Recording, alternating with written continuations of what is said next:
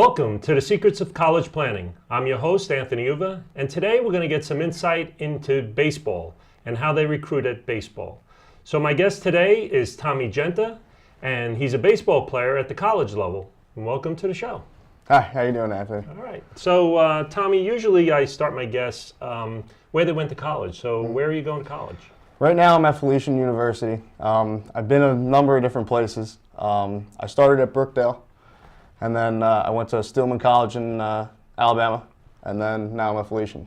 All right, good. So, well, why don't we go back into high school? Okay. When did you start thinking about college at the high school level? Was it freshman year, senior year? When did the whole recruiting process start? I mean, my freshman year, as soon as I got into high school, I always knew I wanted to play college ball. I mean, my dream is to play professional baseball, as most people have. So right off the bat, I was like, I want to do this.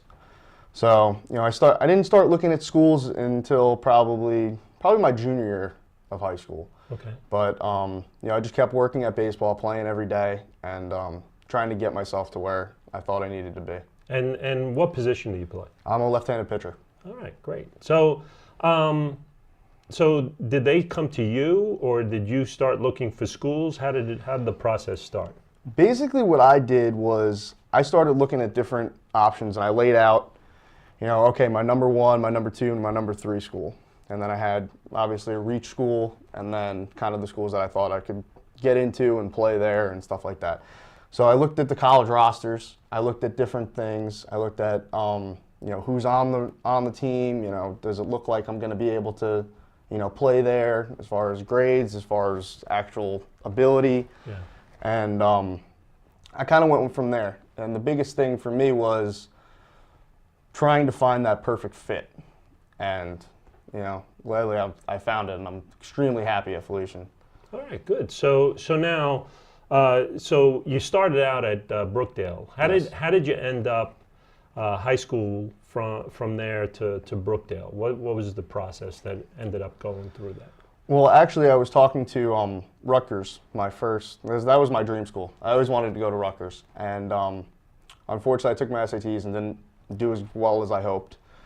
I also had a knee injury at the end of my senior year of high school, and from there, I was like, all right, what am I going to do? And then I lived pretty close to Brookdale Community College. I talked to Coach Tommy Giunta, who's a great guy, runs a great program, and I just felt at home. I felt like, I can play here for 2 years and then go on. I also talked to Fred Hill, because obviously my dream was to go to Rutgers.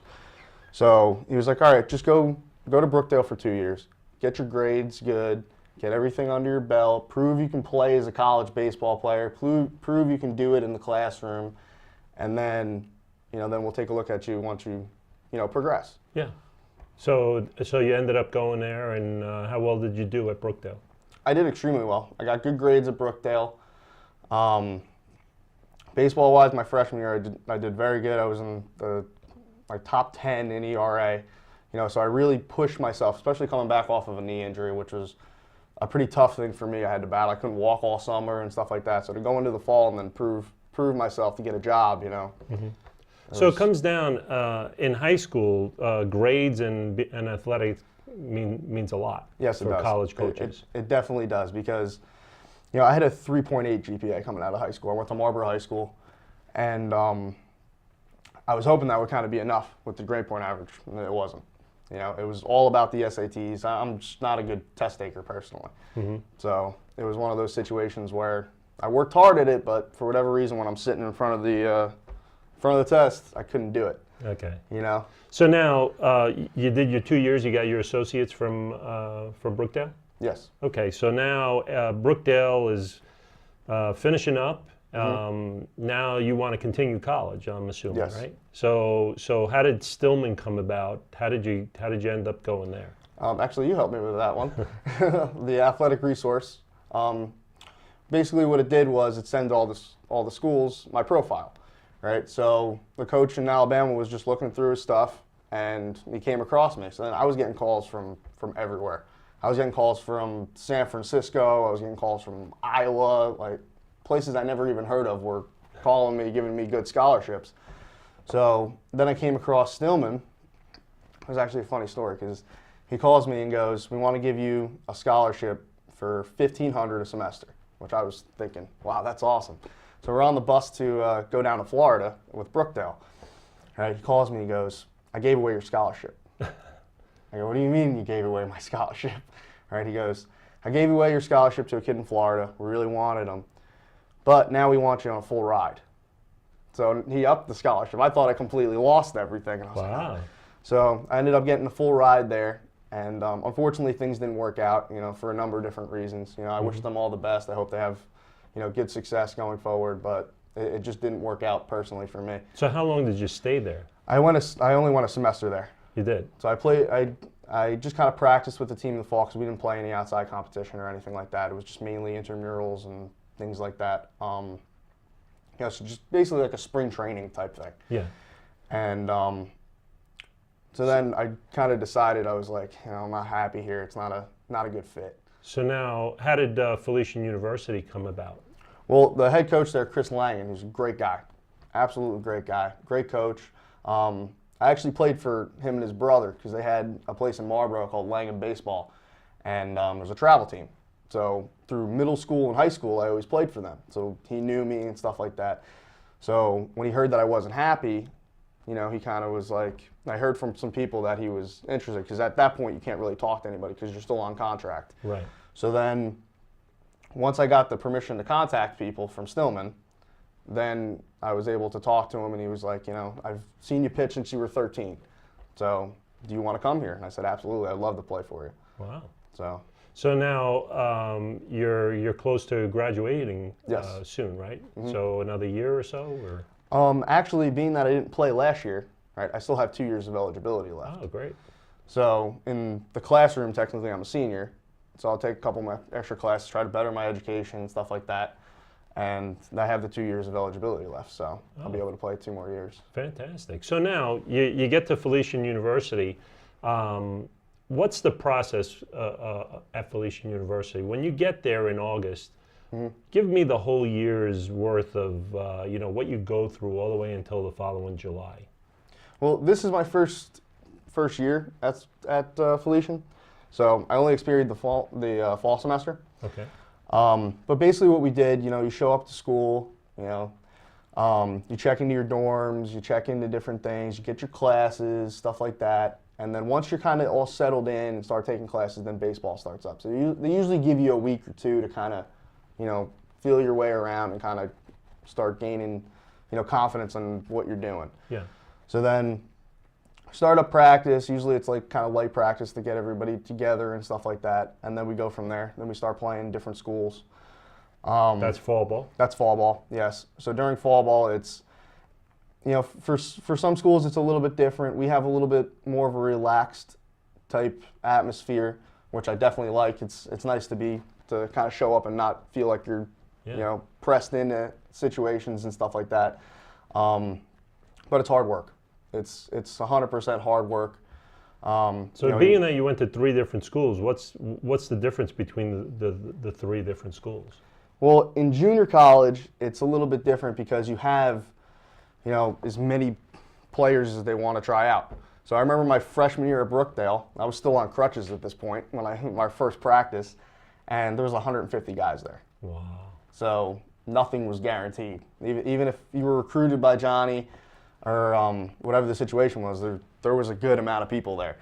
So, and the way that it kind of worked out was a lot of the people, if you're looking at a guy that's 6'4", in the outfield throwing, seeds to home plate and one-hopping people, you look around, you're like, all right, I'm not going to play here.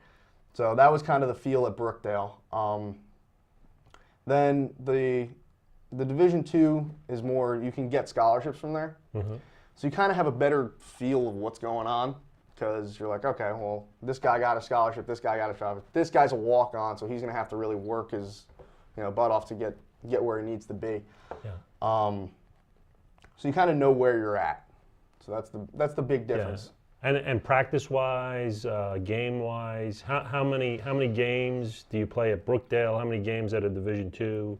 We played 56 games at Brookdale, and then it's pretty much 56 throughout from Division II and junior college. It's pretty much 56 games. Okay. And then you got playoffs and championships and stuff like that. Okay. And practice time, you're practicing pretty much all year? Or did they give you pretty much. a regimen? Like in the winter months, what are you doing at like the Christmas break and things like that? Well, the fall is pretty much to try to find out, your roles. You know what I mean? So you're trying to get better, but at the same time, you're trying to earn a spot. Once November hits, you can't practice team-wise anymore. So then the weightlifting starts, the the agility and stuff like that, and trying to prepare for next year.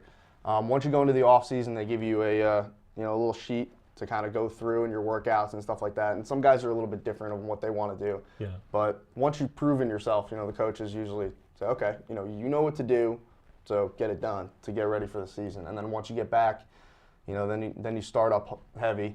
You start really working hard. And but the games aren't every day. Are they a couple of games during the week and then the weekends? How does it pretty much work?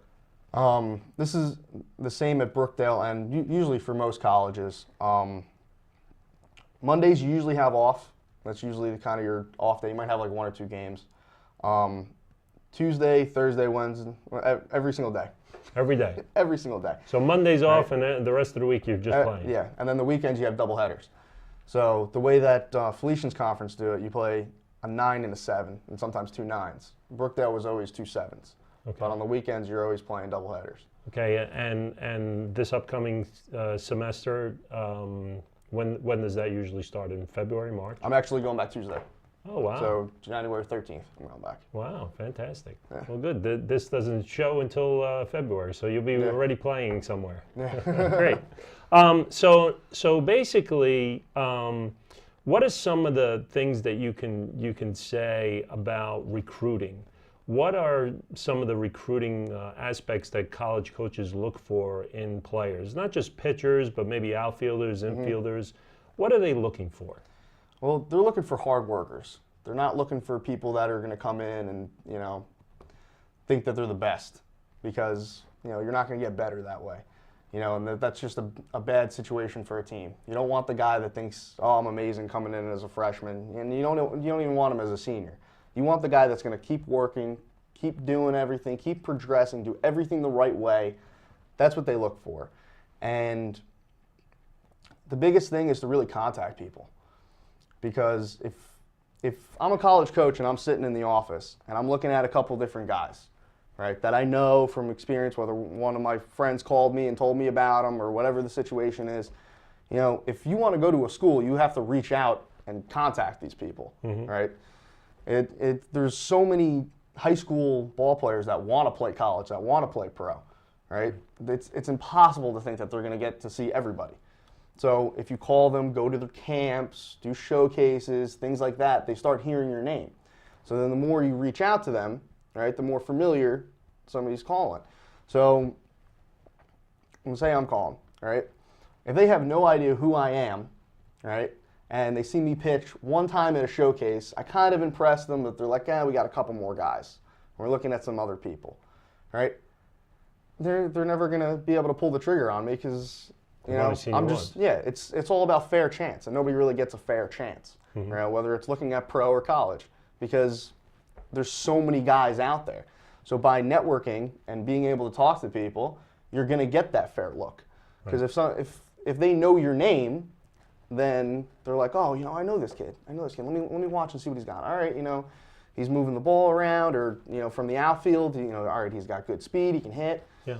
So it's really about knowing the people and talking and getting out there. So now, do your mom and dad get involved when you start looking at schools? You said junior year you started looking. So did they get involved? Yeah, my dad definitely helped me big time. My mom's not too, she just doesn't know that much about it.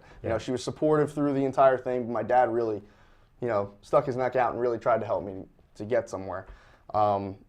We did a bunch of different recruiting profiles and stuff like that. Yours worked the best as far as, because it sent everything out. I did berecruited.com. That was good, but the coaches just view the profiles and stuff like that. They don't really, You know, it's just kind of like hit or miss whether they find you or not. Right. If it's sitting in front of their desk and they see it, you know, they can say, all right, well, here's his number. Might as well call and see what's going on. Yeah, that's good. And so, did you visit a lot of these schools? Yes, I made a bunch of visits. What's the recruiting process when you go visit these schools? What are they doing with you? Well, they show you the campus. They walk you around. You know, they show you the different facilities. You know, the biggest thing is to ask questions, because even the simplest little thing that you think, oh, that's automatic, it's not, because every single school is completely different. Really? So if you asked even the little silly questions, you know, then you might get a different answer. Yeah. So you really want to find out how they coach, what are they looking for, and keep thinking, do I fit in here? Do I fit into the school? Do I fit into, you know, dorming or commuting or whatever my situation is? And do I fit on the team? Because I know when I came back from Stillman, I was looking to go to Rutgers. Mm-hmm. All right, so I sat down with Coach Litt, and he's a great guy. You know, I've known him since I went to all the Rutgers camps and stuff like that.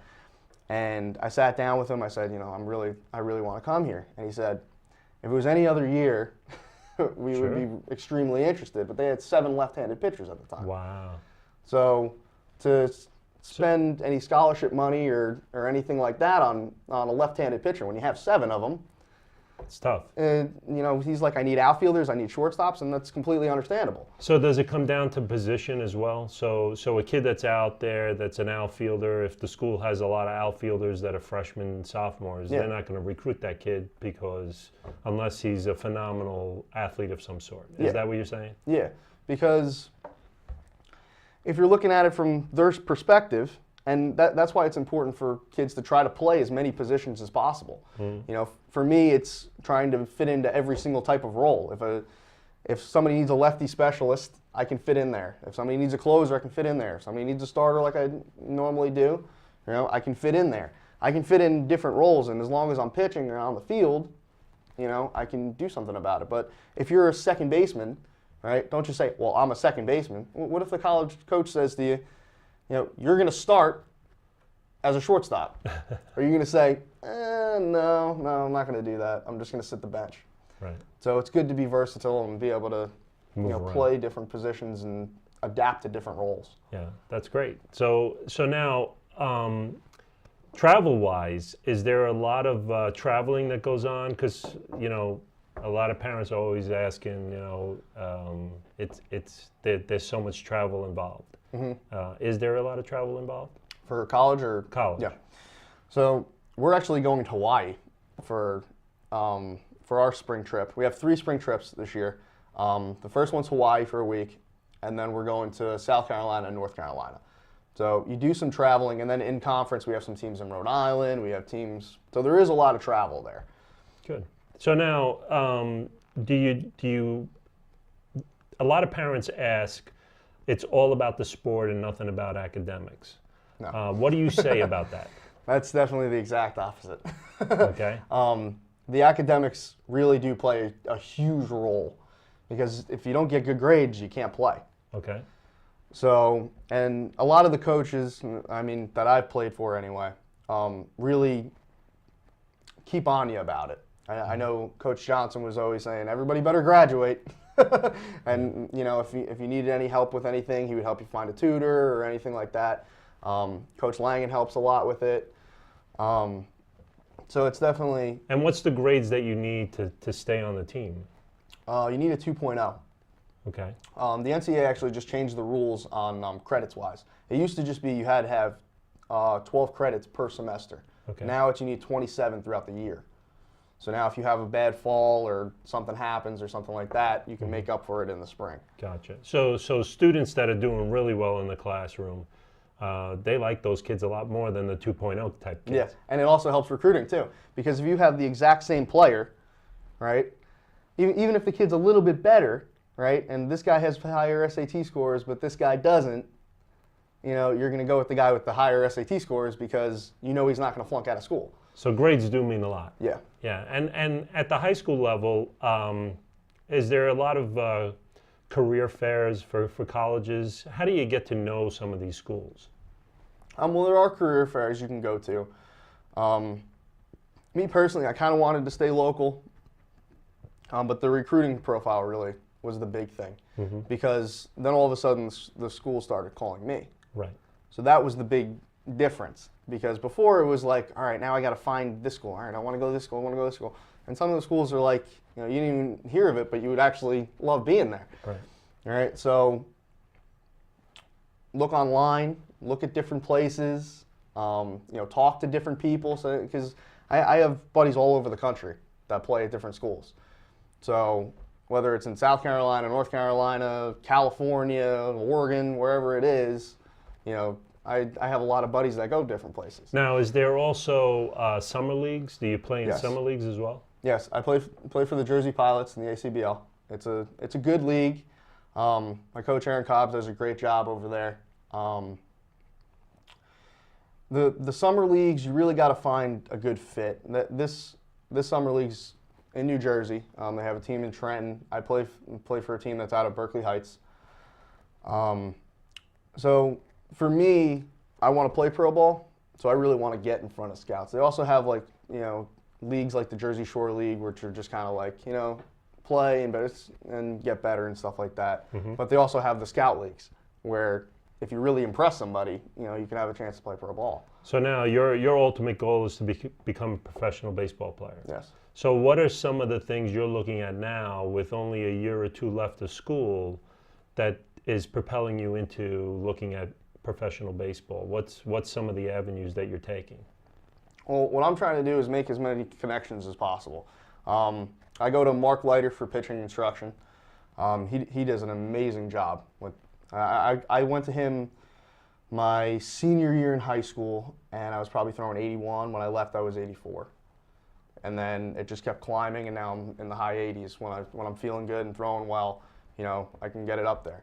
I mean, he 100% helped me more than any pitching coach I went to. He teaches the kids, and it's getting good experience, because he played 11 years in the big leagues. Right.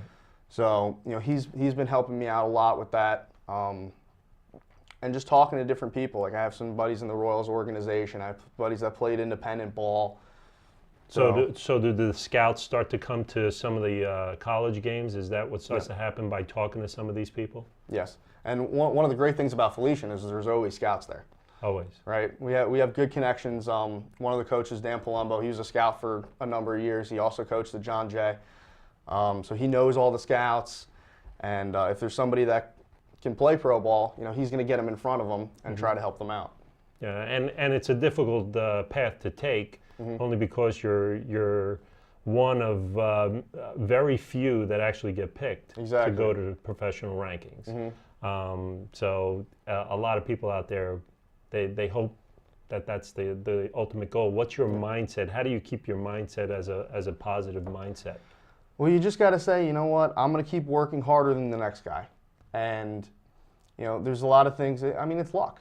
It is. I mean, unless you're throwing 97, 98, and you're a standout guy. I mean, I'm only 5'10". So to be a smaller guy, you get overlooked. Yeah. But if you keep your numbers right, you talk to a lot of people, you'll try to get your fair chance. Good. That's the ultimate goal, right? Yeah. Good. So now, just backing up to high school again, really just finding the right school, the right match. How did you go through the tour process? Did you set up tours with each one of the schools, or was it your dad setting them up, or did you heavily get involved from, because you're still in high school looking at schools and you're hurt. Yeah. So that doesn't help as well. So are you depending primarily on your dad to do a lot of this work? I mean, he helped me a big time. I was fortunate to have a lot of people around me that wanted to help me. I've always been a hard worker, so I think that, people kind of helped me out with that. If I would have kind of sat back and did nothing, then I don't think they would have helped me. My high school coach, Jim Ferraro, he did a great job helping me out with trying to find the school that I wanted to go to. My dad did a great job. And I did a lot of things on my own too, as far as emailing schools and trying to contact them. Once they set up the recruiting and stuff like that, Now you can start talking after July 1st of your junior year. You can actually start calling and getting, Good. Well, we're coming to the end of our show. Usually I ask my guests, what advice do you want to give to the moms and dads out there that their sons are ready to go to college, want to play at the college level for baseball? What advice do you want to give those families? Find the right fit, because you don't want to end up somewhere where you're not happy. Well, even if it's you're getting a good scholarship to that school, doesn't mean that you're going to be happy there. As far as finding the schools, keep contacting people, keep on them. Even if you have to call every day, if this is your dream school, make it known that to the coach that you want to be there, and you're going to be the hardest worker you can be, and you're going to get your full potential. Great.